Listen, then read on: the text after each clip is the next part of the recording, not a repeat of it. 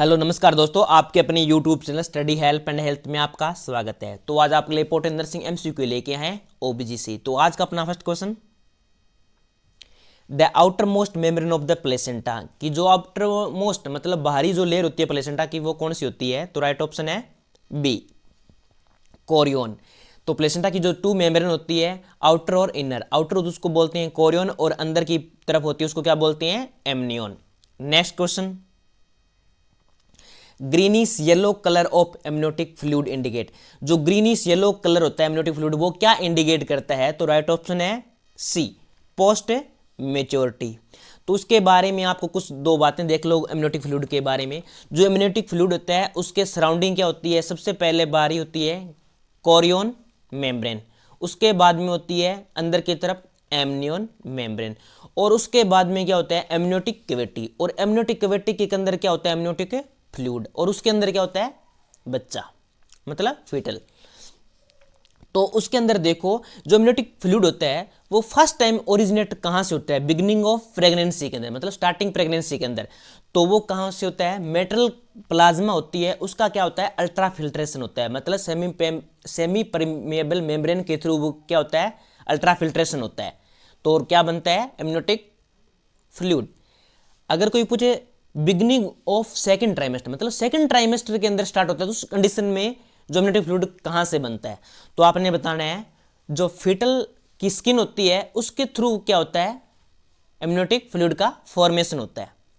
अगर कोई पूछे 20 वीक पे, तो उसके बाद में जो 20 वीक होता है ना, तो उस कंडीशन में क्या होता है? जो फिटल की स्किन होता है उसको बोलते हैं अपने कॉर्निफिकेशन ऑफ स्किन, मतलब स्किन की जो हार्डनेस हो जाती है। तो उस कंडीशन के अंदर क्या है? जो फिटल की स्किन होती है उससे क्या होता है? जो वाटर डिफ्यूज हो रहा था, तो और क्या फॉर्मेशन हो रहा था? Amniotic fluid. तो उस कंडीशन में क्या होगा कि कॉर्निफिकेशन ऑफ स्किन होने पे 20 वीक पे, तो अपने क्या है? वो फिटल की स्किन से अपने वाटर का डिफ्यूज नहीं होगा, तो एमनियोटिक फ्लूइड फिटल की स्किन से नहीं बनेगा। तो आपको ध्यान रखना है कि आफ्टर 20 वीक पे जो एमनियोटिक फ्लूइड का फॉर्मेशन होता है तो वो कहां से होता है? तो आपने बताना है फीटल यूरिन से। तो फीटल का यूरिन होगा तो उससे क्या होगा? एमनियोटिक फ्लूइड का फॉर्मेशन होगा। और अगर कोई पूछे main contribution of A amniotic fluid, तो आपने बताना है किसका? Fetal urine. मेन कॉन्ट्रीब्यूशन किसका होता है? फीटल यूरिन का होता है, किसमें? एमनियोटिक फ्लूइड के अंदर। अगर कोई पूछे वॉल्यूम एमनियोटिक फ्लूइड की, तो आपने बताना है कि 12 वीक पे क्या होता है? 50 ml, मतलब फर्स्ट ट्राइमेस्टर के अंदर, और 20 वीक पे कितना होता है? 400 ml। और मैक्सिमम एमनियोटिक फ्लूइड कब होता है? तो आपने बताना है 36 वीक के। ये क्वेश्चन पहले आया है तो आपको ध्यान में रखने चलना है कि 26 वीक पे क्या होता है? मैक्सिमम एमनियोटिक फ्लूइड होता है, और कितनी इसकी वॉल्यूम होती है? 1000 ml। और 40 वीक्स पे होता है 600 से 800 ml। अगर कोई बेस्ट आंसर पूछे 40 वीक पे, तो आपने बताना है 800 ml। और 42 वीक पे होता है 300 से 400 ml। और आफ्टर 42 वीक होता है बिलो 200 ml।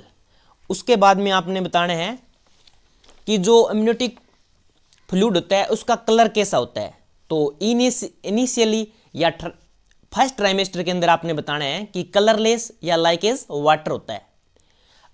अगर कोई पूछे एट टर्म पे 38 या 40 वीक्स पे, मतलब 38 से 40 वीक पे अगर कोई पूछे इसका कलर कौन सा होता है, तो आपने बताना है पेल कलर, या इसको अपने कह सकते हैं स्ट्रो कलर, या अपने इसको कह सकते हैं टर्बिर कलर। तो ये तीनों एक ही है। इसमें क्या है? सभी में एक येलो की टोन आएगी, मतलब फ्लूइड में, एमनियोटिक फ्लूइड में। तो ये क्या होगा? एट टर्म पे होगा।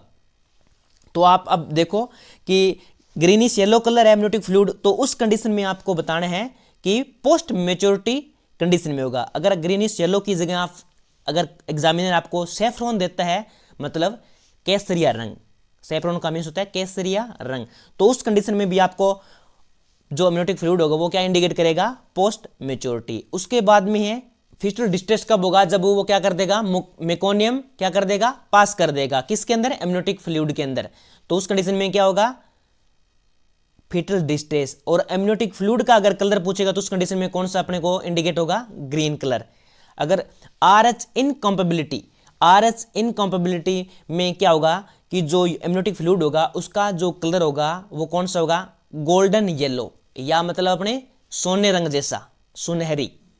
तो वो किसके उस कंडीशन में एमनियोटिक फ्लूइड के अपने क्या देखने को मिलेगा, मदर तो क्या होगी नेगेटिव, लेकिन जो फिटस होगा वो क्या होगा पॉजिटिव होगा। तो वो क्या होगा अपने RH इनकम्प्लीटी। इस कंडीशन में अगर कोई एमनियोटिक फ्लूइड का कलर पूछे तो आपने कौन सा बताना है, गोल्डन येलो। उसके बाद में अपने बात करते हैं IUD, इंट्रा यूटेराइन डेथ। ये किस कंडीशन में अपने को देखने को मिलेगी, तो इसमें या तो अपने कह सकते हैं तंबाकू जूस, तंबाकू का जूस हो, मतलब तंबाकू को अपने मिक्स करके अपने उसका जूस बनाते हैं, मतलब वो कलर कौन सा शो करेगा, dark brown colour, dark brown colour या तंबाकू जूस। अगर एग्जामिनेशन पूछे कि एमनियोटिक फ्लूइड क्या इंडिकेट कर रहा है तो आपने बताना है कि इंट्रा यूटेराइन डेथ, मतलब उस बच्चे की क्या है इंट्रा यूटेराइन के अंदर क्या हो चुकी है, death. Next question, which of the following can lead to greenish discolouration of the amniotic fluid. आपको मैंने पिछले क्वेश्चन में बताया था कि greenish discolouration of amniotic fluid, तो ग्रीनिश डिस्कलरेशन क्यों होगा, क्योंकि उस बच्चे ने क्या है मेकोनियम पास कर दिया किसके अंदर, एमनियोटिक फ्लूइड के अंदर। तो amniotic fluid greenish colour show करेगा, तो उस कंडीशन में क्या होगा कि फीटल क्या होगा डिस्ट्रेस में, वो greenish colours of the amniotic fluid वो क्या इंडिकेट करेगा, तो आपने बताना है मेकोनियम। और एक इसमें था नेक्स्ट, अगर कोई पूछे इसके अंदर एमनियोटिक फ्लूइड डार्क कलर या रेड कलर शो कर रहा है तो आपने बताना है कि इसके अंदर क्या है इंट्रा यूटेराइन हेमरेज होगी, मतलब इंट्रा यूटेराइन ब्लीडिंग हो रही है। तो उस कंडीशन में जो एमनियोटिक फ्लूइड होगा तो वो क्या करेगा, डार्क कलर या रेड कलर शो करेगा। तो इस कंडीशन अपने को क्या इंडिकेट होगा कि इंट्रा यूटेराइन हेमरेज। अगर कोई एमनियोटिक फ्लूइड का क्या पूछे, पीएच पूछे एट्रम पे, तो आपने बताना है ये क्या होता है, एल्कलाइन नेचर का होता है, और इसका जो रेंज होगी वो कितनी होती है 7.0 टू 7.5। अगर कोई एवरेज पूछे तो आपने बताना है 7.2 pH। तो इसका राइट ऑप्शन क्या है, greenish discolouration of amniotic fluid. तो वो किसके कारण होगा कि बच्चे ने क्या कर दिया है, फिटल ने क्या कर दिया है, मेकोनियम पास कर दिया किसके अंदर, एमनियोटिक फ्लूइड के अंदर। तो राइट ऑप्शन है इसका बी, मेकोनियम। और इस कंडीशन में क्या बच्चा क्या होगा, फिटल डिस्ट्रेस में होगा। Next question, the placenta is developed from.